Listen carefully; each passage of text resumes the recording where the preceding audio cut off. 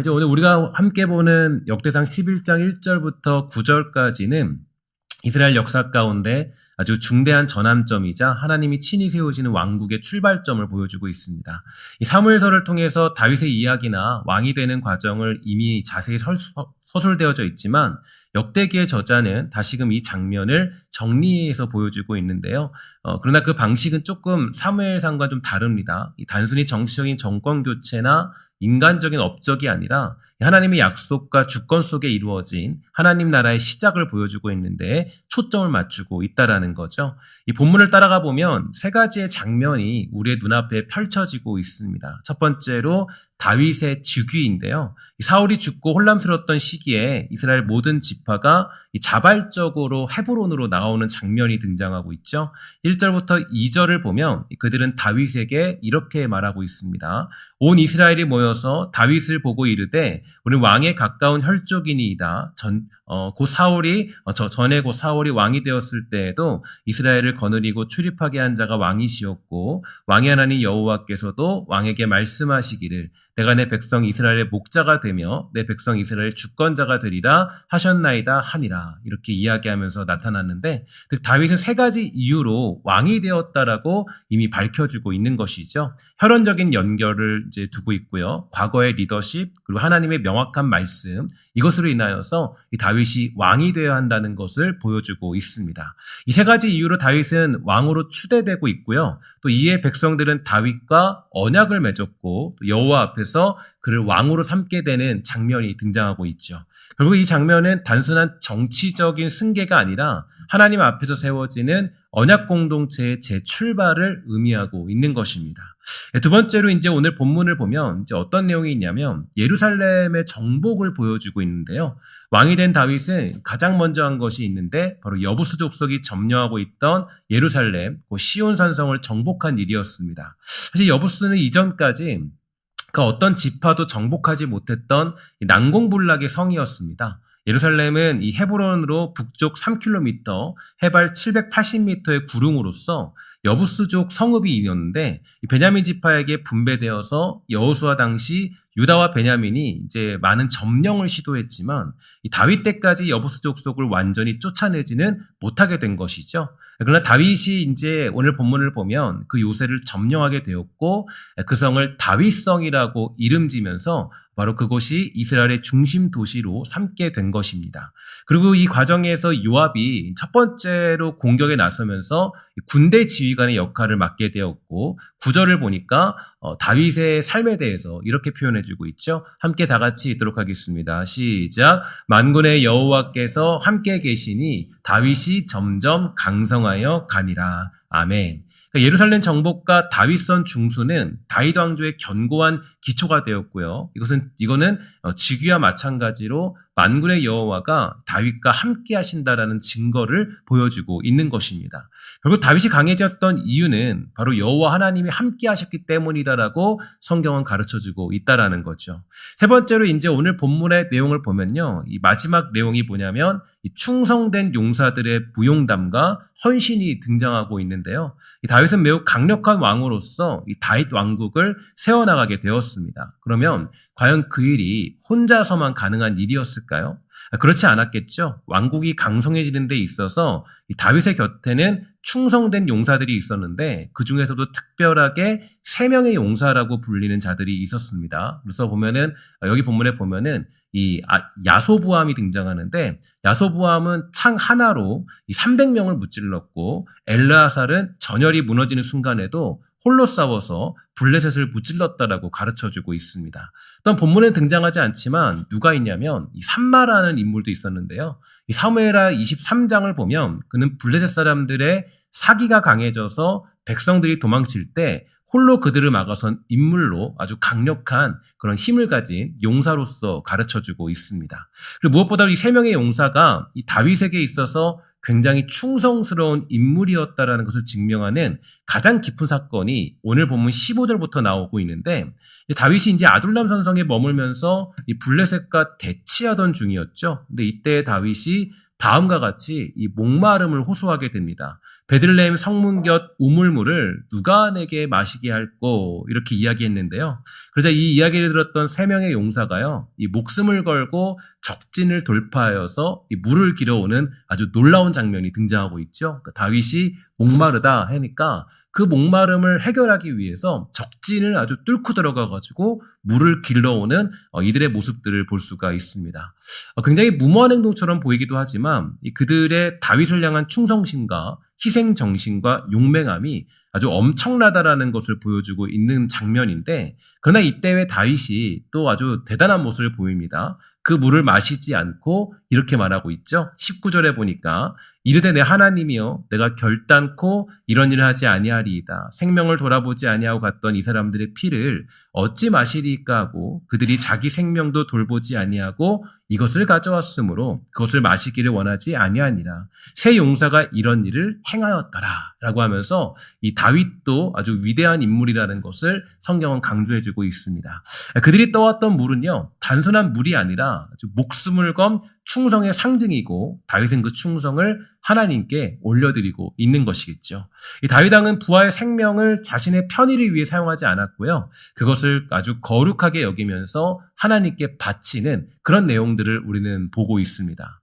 이처럼 오늘 본문의 내용이 우리에게 말하고 있는 것은 이 다윗 왕국이 세워지고 있는 그 사건이 단순한 역사적인 사건이 아니라 하나님이 세우시는 나라가 어떻게 시작되는지, 하나님의 나라의 지도자와 백성이 어떤 관계를 맺어야 되는지, 또한 그 중심에 하나님의 말씀과 임재 그리고 충성이 어떤 위치를 차지해야 되는가에 대해서 깊이 보여주고 있는 내용이 바로 오늘 본문의 시작이라고 얘기할 수가 있겠죠.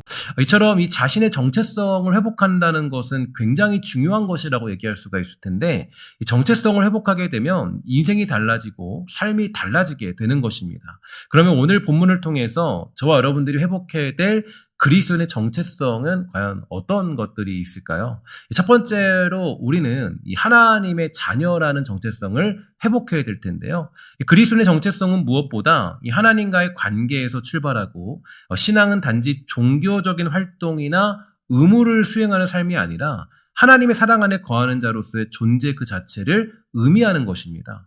성경은 우리가 예수 그리스도를 믿는 순간 단순한 피조물이 아니라 외부인이 아니고 하나님의 자녀가 되었다라고 선언하고 있는데, 요한복음 1장 12절에 보니까 이렇게 얘기하고 있어요. 함께 다 같이 읽도록 하겠습니다. 시작. 영접하는 자 곧 그 이름을 믿는 자들에게는 하나님의 자녀가 되는 권세를 주셨으니. 아멘. 우리 함께 옆에 사람에게 인사합시다. 당신은 하나님의 자녀입니다. 시작. 당신은 하나님의 자녀입니다. 아멘. 이 말씀은 비유나 상징이 아니라 실제적인 선언이고, 자녀된 권세는 은혜로 주어진 법적 지위이면서 새롭게 주어진 정체성이라는 것을 의미해주고 있죠. 하나님의 자녀가 되었다라는 것은 그분과의 인격적인 관계가 회복되었다라는 것을 가르쳐주고 있고요. 그 사랑과 돌보심과 보호 아래 사는 존재가 되었다는 뜻이고, 우린 더 이상 혼자가 아니며 하나님의 집안에 속한 자로서 그분의 관심과 계획 속에 살아가게 되었다라는 것을 의미하고 있습니다. 하나님의 자녀라는 이 신분은요, 세상의 어떤 자격이나 조건과도 바꿀 수 없는 존귀한 정체성이고, 세상의 성공이나 실패로 흔들릴 수 없는 존재의 기반이 되고요. 이 땅의 시선이 나를 어떻게 보느냐보다 더 중요한 것은 하나님께서 나를 어떻게 부르시는가에 있다는 사실을 우리에게 가르쳐주고 있는 것이겠죠. 오늘 본문이 역대상 11장에서 다윗이 온 이스라엘의 왕으로 추대될 때 이스라엘 백성들이 이런 얘기를 했어요. 우리는 왕의 한 골육이다, 이렇게 이야기를 했는데요. 이것을 이제 보면 다윗과의 관계를 근거로 그를 받아들이고 공동체로서 연합하게 됩니다. 이 고백은 뭐냐면 단지 혈연적인 연결을 말하고 있는 것이 아니라 함께 고난을 겪고 함께 싸워온 운명 공동체로서 다윗을 중심으로 하나가 되는 것, 그래서 왕국을 세우고자 하는 의지를 나타내고 있는 것인데요. 이것이 바로 우리에게 하나님과의 관계 안에서 맺어진 가족됨의 의미를 상기시켜주고 있는 것이겠죠. 그러므로 우리가 하나님의 자녀가 되었다라는 것은 단지 나 혼자 믿는 신앙인이 되었다는 것이 아니라 하나님을 아버지로 모시는 하늘 가족의 일원이 되었다라는 것을 가르쳐주고 있는 것입니다. 그 가족 안에서 우리는 각기 다른 배경과 삶을 지녔지만 이 동일한 사랑 안에 연결된 자로서 살아가게 됩니다. 이 정체성을 붙들 때 우리는 이 땅이 말하는 성공과 실패의 기준에서 자유로워지고 나 자신에 대한 두려움과 불안에서 벗어나서 하나님이 나를 어떻게 바라보시는지를 중심으로 나에게 주어진 삶을 해석할 수 있게 되면서 아무리 외롭고 고단한 시간을 지나도 우리가 하나님의 자녀라는 사실은 그 확고한 진리를 통해 위로받고 다시 일어날 수가 있게 되는 거겠죠. 우리는 하나님께 버림받은 존재가 아니라 선택받은 자녀이고 사랑받고 보호받는 존재이면서 그분의 관심과 계획 속에서 의미 있는 삶을 살아가는 사람들로 구성되었습니다. 오늘도 그분의 시선 아래에서 담대하게 살아갈 수 있는 존재라는 것을 기억할 줄 아는 믿음의 사람 되기를 주의 이름으로 부탁을 드리겠습니다. 그래서 정말 이 정체성이 흔들리지 않을 때 우리는 그 누구보다도 견고하고 자유롭게 그리고 이 땅에서 당당하게 삶을 살아갈 수가 있게 되는 거죠. 그러므로 우리는 단지 신앙생활을 하는 이들이 아니라 하나님의 자녀로서 사랑받는 자로 부르심을 받은 자들이고 이 정체성을 날마다 붙잡고 기억할 때야 비로소 우리의 신앙은 하나님과의 관계 속에서 살아있는 것이 됩니다. 우리의 존재는 세상이 정의하지 못하는 참된 가치를 지니게 되면서 마침내 하나님의 기쁨이자 그분의 나라를 함께 세워가는 존귀한 자로 살아갈 수가 있게 되는 거겠죠. 두 번째로 우리가 회복해야 될 정체성이 있다면 우리는 그리스도의 몸으로 부름받은 공동체라는 사실을 기억해야 됩니다. 우리는 그리스도의 몸으로 부름받은 공동체인데 사랑하는 여러분, 우리는 하나님의 자녀된 동시에 그리스도의 몸, 곧 교회 지체가 되었다는 사실을 믿으시기를 주의 이름으로 간절히 축원합니다. 정말 그래서 고린도서 12장 27절에 보니까 이렇게 얘기하고 있죠. 함께 다 같이 읽도록 하겠습니다. 시작. 너희는 그리스도의 몸이요 지체의 각 부분이라. 아멘. 우리는 그리스도의 몸으로 부름받았습니다. 우리는 각기 다른 역할과 은사를 가졌지만 서로 연결되어서 하나의 몸을 이루는 존재예요. 역대상 11장에 나타난 다윗의 용사들도요, 각기 다른 무용과 역할을 가진 사람들이었습니다. 야소부함은 창으로 300명을 무찔렀고 엘르아살은 모두가 도망칠 때에 홀로 전장을 지켰던 그런 인물이었죠. 하지만 그들의 공통점은요, 모두가 다윗이라는 왕을 중심으로 연합되어 있었다는 점인데요. 이 개인의 영광이 아니라 공동의 사명을 위해 함께 싸우는 그런 공동체였습니다. 이러한 모습은 그리스도의 몸된 교회의 모형이 되기도 하는데요. 그리스도인은 홀로 싸우나 살아가는 것이 아니에요. 우리는 함께 예배하고 함께 헌신하며 함께 싸우는 하나님의 군대이며 공동체가 되는 것입니다.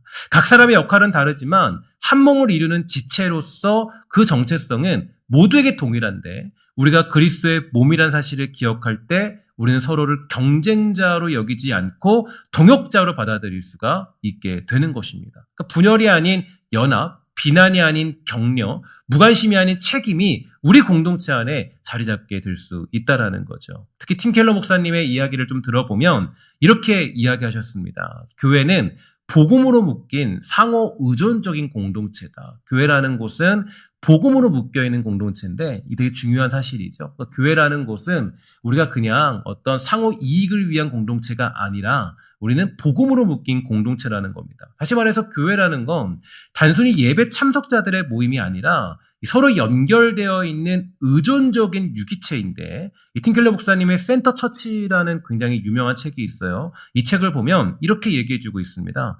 지체가 서로에게 필요하다는 것은 당신이 완전하지 않으며 다른 사람이 없이는 예수님을 온전히 알 수도 섬길 수도 없다라는 뜻입니다. 이렇게 이야기를 해주고 있다라는 거죠. 그러니까 우리가 예수님을 온전히 섬길 때 이 공동체라는 사실을 인식하지 않고 혼자 살아간다면 예수님을 온전히 알아간다는 것은 불가능하다라고 가르쳐주고 있는 것입니다. 그래서 우리가 교회라는 것이 왜 필요하느냐? 이 교회 공동체에 속한다라는 것은 단순한 그냥 어떤 사람 불리기, 교회의 어떤 덩치 키우기 그런 것이 아니라 이 함께 모여 있을 때 예수님을 온전히 섬길 수 있다라고 그렇게 가르쳐주고 있습니다. 이처럼 교회라는 것은요, 단지 상호 위로하며 지내는 장소가 아니라 복음이 실제로 작동되는 현장이라고 강조하고 있는 것이죠. 그래서 이것은 다윗의 용사들이 개별적으로도 너무나 뛰어난 사람들이지만 이 다윗이라는 리더자를 중심으로 해서 하나의 사명으로 연합한 것과 또 같은 맥락이라고 이야기할 수가 있습니다. 마지막 세 번째로 우리가 회복해야 될 이 정체성이 있다면요. 바로 이것입니다. 하나님 나라의 백성이며 왕 같은 제사장이다. 함께 따라합시다. 나는 하나님 나라의 백성이다. 왕 같은 제사장이다. 네, 믿으십니까? 우리 사실을 회복하기를 주의 이름으로 간절히 부탁을 드리겠습니다. 베드로서 2장 9절은 우리 정체성을 이렇게 가르쳐주고 있어요. 함께 다 같이 읽도록 하겠습니다. 시작. 오직 너희는 택하신 족속이요 왕 같은 제사장들이요 거룩한 나라요 그의 소유된 백성이니 이는 너희를 어두운 데서 불러내어 그의 기이한 빛에 들어가게 하신 이의 아름다운 덕을 선포하게 하려 하심이라. 아멘. 여러분 이 사실을 여러분 가슴 깊이 받아들이시기를 주의 이름으로 간절히 부탁을 드리겠습니다. 세상이 아무리 뭐라고 해도요. 누가 뭐라고 해도 우리는 하나님 나라의 거룩한 백성이고 왕 같은 제사장이며 택하신 족속들이라는 사실을 잊지 마시고 주어진 세상에서 온전히 살아가는 우리 모두가 되기를 주의 이름으로 간절히 축원합니다. 그리스도인이 이 땅에서 단지 구원받은 자로 끝나는 것이 아니라 하나님의 영광을 드러내는 사명자로 살아가야 될 필요가 있는데요. 우리는 이 땅에서 하나님 나라의 대표자로서 부름받게 되었습니다. 말과 행동으로 하나님의 거룩함과 사랑을 선포하며 살아가는 자들로 부름받았는데 특히 오늘 본문에 등장한 세 명의 용사가 다윗을 향한 충성으로 적진을 뚫고 물을 길러온 이 장면은요. 단순한 군사적인 업적이 아니라 왕을 향한 절대적인 헌신과 예배의 상징을 의미해주고 있어요. 그러니까 다윗은 그 귀한 물을 마시지 않고 하나님께 부어드리게 되죠. 그러니까 이것은 이 헌신의 결실을 하나님께 돌려드리는 제사장의 행위라고 볼 수가 있게 되고요. 그와 같이 우리도 모든 삶의 열매를 하나님께 드리는 예배적인 존재로 살아가는 인생이라는 것을 의미합니다. 그러니까 우리는 그저 그냥 이 예배당에서만 예배한 사람들이 아니라 가정에서도 직장에서도 교회에서도 우리는 하나님의 나라의 백성으로서 거룩함과 사명을 동시에 지닌 존재라는 걸 가르쳐주고 있는 대목이겠죠. 특히 토조 목사님은 이렇게 얘기해 줬습니다. 하나님은 우리를 뭘로 부르셨다고요? 예배자로 부르셨고 그 예배는 뭘로 드립니까? 삶 전체로 드려야 된다라고 우리에게 말해 주었습니다. 다시 말해서 예배는요. 교회당에서 시작하고 있지만 거기서 끝나서는 안 된다라고 말하면서 진정한 예배는 일상의 삶 가운데 하나님 앞에 살아가는 태도와 방향이라는 의미가 담겨져 있는 거예요. 특별히 토조 목사님의 책을 보면 이런 말씀이 있습니다. 진정한 예배는 일상 가운데 하나님을 중심에 두고 살아가는 삶, 다시 말해서 삶 자체가 제단이 되고 우리가 하는 모든 일이 제사장이 드리는 제물이 되는 것이다. 이렇게 가르쳐 줬는데 이런 제사장적인 정체성은 단지 목사나 성직자들에게만 국한되는 것이 아니라 모든 그리스도인들이 이러한 거룩한 제사장직을 맡았고 이것은 단지 예배당 안의 일이 아니라 삶 전부를 통해서 하나님께 영광 돌리는 삶을 살아가는 것이 우리의 정체성이라는 사실을 가르쳐주고 있습니다.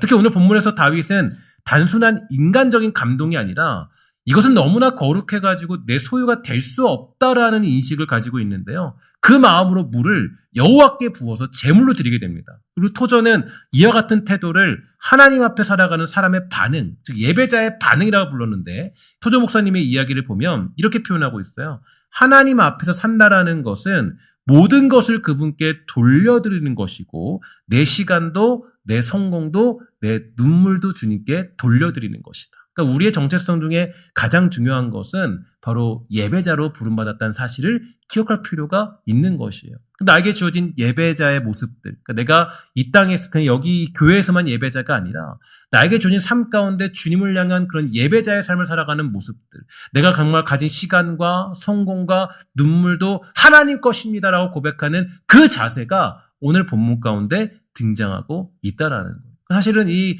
역대상 11장을 보면서 제가 느낄 수 있던 것은 이제 이 역대상과 그 역대기는 어쨌든 이스라엘의 정체성을 잘 설명해주고 있는 거 아니겠습니까? 근데 11장이 중요한 것은 11장이 저와 여러분에 주는 가장 큰 유익은 우리가 어떤 일들을 감당하고 또 어떤 순간을 맞이하고 또 어떤 자리에 있던지 간에 나에게 주어진 정체성을 상실하기 시작하면요. 그때부터는 실패가 찾아오는 거예요. 문제가 찾아오는 거예요. 그러니까 어떤 나라가 시작될 때 어떤 나라가 그 부강하게 움직이고 나의 가정이 튼튼하게 나의 삶이 튼튼하게 유지되는 것은 나의 정체성이 회복되는 것으로부터 모든 것이 시작된다라는 것을 보여주고 있는 겁니다. 사실 여러분과 제가 신앙생활하면서 때로는 어떤 이 많은 문제에 봉착하게 됐을 때 가장 큰 문제가 어디에 있습니까? 나에게 있는 정체성을 너무 쉽게 상실한다는 거예요. 예배자라는 사실을 잊어버리고 또 나에게 주어진 인생 속에서 정말 내가 이 교회 안에 부름받은 그리스도의 몸이라는 사실을 잊어버리고요. 또 내가 하나님의 자녀라는 사실을 잊어버릴 때가 너무나 많이 있다라는 겁니다. 다윗은 자기 정체성이 분명한 인생이었어요. 다윗이 왜 강했냐? 다윗이 어떠한 순간에도 흔들리지 않던 이유가 어딨냐면 그의 인생에 얼마나 큰 풍파와 문제들이 있었습니까? 정말 여러 가지 문제들, 오해와 억울함들, 정말 그를 향해서 손가락질하는 수많은 사람들, 정말 많은 일들이 있었지만 다윗이 그러한 중에도 강할 수 있던 이유는 바로 이러한 정체성들을 상실하지 않았기 때문이에요.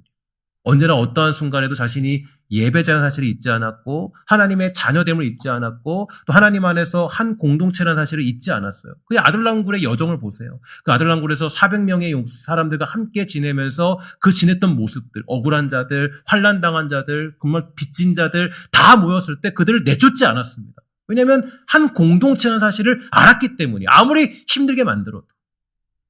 그러니까 보면은 다윗이 왜 강했냐라고 질문한다면 다윗이 강했던 이유 중에 가장 큰 것은 다른 것이 아니라 바로 자기 정체성이 분명한 인생이었어요. 그러니까 여러분들과 제가 이 신앙생활 하면서 가장 쉽게 무너지는 것이 뭐냐면 환경과 문제 속에서 자기 정체성을 상실한다는 거예요. 하나님께 부름받은 자로서의 자리를 잊어버리죠. 다윗은 그 정체성을 잃어버릴 때마다 그것을 회복하기 위해서 늘 기도했고 눈물로 찬양하며 주의 말씀을 가까이 하는 인생이 되었습니다. 그리고 하나님은 그러한 다윗을 통해서 자기 일을 행하셨어요. 저와 여러분도 마찬가지예요. 우리가 하나님께 쓰임받는 방법은 뭐 대단한 것이 아닙니다. 여러분들이 대단한 일을 해야만 주께 쓰임받는 것이 아니라 바로 자기 정체성이 회복될 때 주 안에서 허락된 그리스도인으로서 정체성을 회복할 때 하나님의 나라가 나의 삶과 가정과 일터 가운데 회복되는 역사가 일어나게 되는 것이겠죠. 사단은 우리가 누구인지를 너무나 쉽게 잊어버리게 만듭니다. 사단은 여러분들이 어떠한 존재인가를 너무 쉽게 잊어버리게 만들어요. 우리가 어떻게 부름받았는지, 어떻게 우리가 부름받아 쓰임받는 존재가 되었는지, 우리가 어떤 이름으로 부름받았는지, 주의 그리스도의 피값으로 부름받은 이 교회 안에 살아가는 존재로 부름받은 내 자신을 여러 가지 상황과 환경으로 잊어버리게 만들죠. 사단은 그런 존재예요. 사단이 여러분들을 공격할 때 가장 강력하게 공격하는 방법은 여러분들을 고난 중에 밀어넣거나 여러분들을 문제 속에 밀어넣거나 여러분들을 원망 속에 불평 속에 가둬두어서 내가 어떠한 자라는 사실을 잊어버리게 만드는 존재가 사단이라는 존재. 악한 자는 여러분의 정체성을 상실하게 만드는 데 혈연이 되어 있죠. 그러니까 여러분 사실 중요한 건 이 역대상 11장이 역대상에서 가지고 있는 가장 큰 의미는 자기 정체성을 상실하지 말고 너희들이 어떤 존재인가를 정확히 해라. 다윗을 예를 들어서 너희들이 잊어버렸던 정체성을 회복할 때 그때 하나님의 역사가 너희들에게 임하게 될 것이다 라고 가르쳐주는 대목이 여기에 등장하고 있다라는 거죠. 사랑하는 여러분, 한 주 동안 여러분들이 하나님 말씀을 깊이 묵상하며 또 주님과 교제하며 잃어버린 정체성들을 회복하는 역사가 일어나서 여러분 나에게 주어진 어떤 문제도 흔들리지 아니하는 복된 성도 우리 모두가 되기를 주의 이름으로 간절히 부탁을 드리겠습니다.